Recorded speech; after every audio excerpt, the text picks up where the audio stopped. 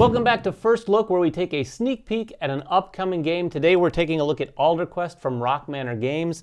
This is an asymmetrical 2-player, maybe 2 to 4-player head-to-head game where you're sending out your wildlife creatures to gather acorns faster and more, hopefully, than your opponent. Yeah, so Alder Quest is an area control tile placement game with a match 3 based resource collection and scoring system very similar to some of the app-based games that you're familiar with already.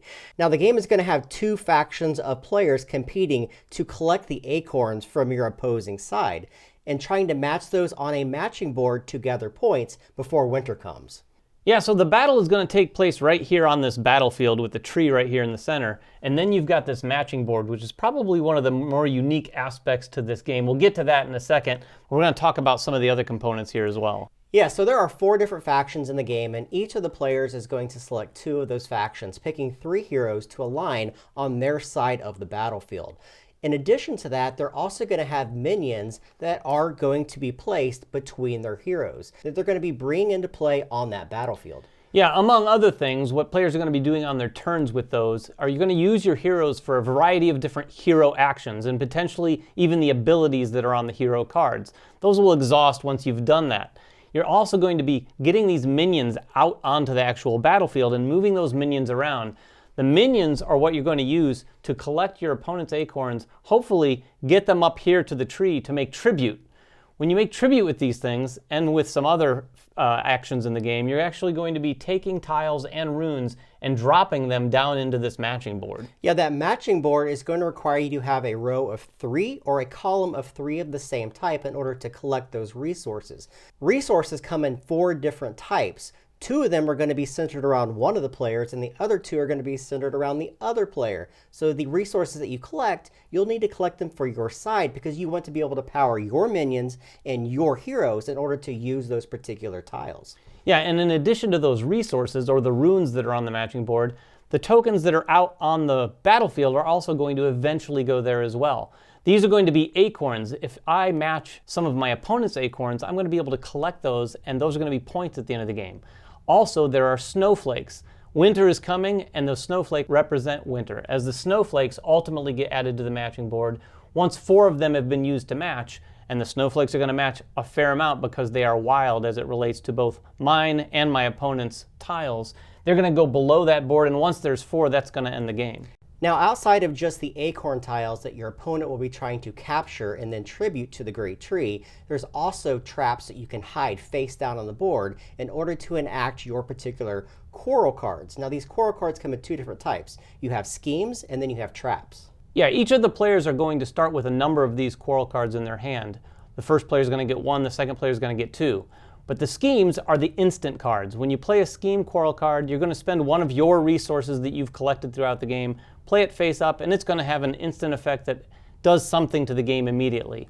The traps are also going to be played face up, but those are kind of a layered approach. You play that down, and as soon as you play it down, you're going to take one of your trap tokens, this little bomb, from your stack and keep it in your hand. Because at the beginning of every round, any of the tokens that you have in your hand, be it from your bag that have points, or maybe these with the traps, you're going to lay those out onto the field.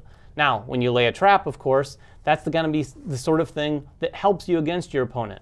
But when you're laying out more points, it's just giving your opponent more things to collect on their turn. Now, the basic structure of the game is very simple. At the start of your turn, you're going to draw 3 tiles out of the black bag. These represent the 4 different types of icons in the game, and you're going to lay those to the side of the matching board. Anytime on your turn, you're allowed to slot those or let them fall down into position into various locations on that tree. Intermixed with that, you're also able to do a number of different actions. Typically, those actions are going to be moving your minions around in order to collect some of the acorns from your opponent or to do combat with your opponent. You can also do hero actions, which sometimes are going to require a specific number of icons or tiles that you've collected in the game. Now, the whole object here is to do that match-based system that we were talking about. So in this instance, I could have this slide down here, this one slide down here, and then maybe put this one over here, immediately collecting those 3 yellow tiles. Now, those tiles are going to sit over here on my side of the board, and I can use those to power my heroes and my minions. Yeah, it's really interesting because if you match icons that match your factions, you're going to take those, just like Jeremy said, and use those as resources. However, if I match my opponent's factions, those are just going to be removed and put into a discard pile so that they're not able to collect those and use them as resources. And there's a number of ways you can manipulate those tiles as well by using your hero actions by sliding and swapping tiles on the board. So there's always ways to kind of mitigate the fall actions with those tiles. And you're going to do this round after round until 4 snowflake tiles have been collected to the side of the board. Then you're going to reveal all the tiles you've collected from your opponent, and those are going to be the acorn tiles, and the player that has the most value of those, which come in denominations of 1, 2s, and 3s, is going to be the winner. Yeah, that's how the game plays, and as we showed you at the beginning, we have this whole thing set up here, including this tree right in the center, and I want to talk a little bit more about that, because you're actually going to be moving your minions underneath the canopy of this tree, and then moving up on top of that canopy. You have to do that in order to tribute some of the acorns that you've collected, and that's what the game is all about, is getting those acorns tributed. So when you put them down in the tree, you're not actually putting them in this tree, you're abstractly putting them down in this tree, the matching board, so that you're able to sort of match those other icons.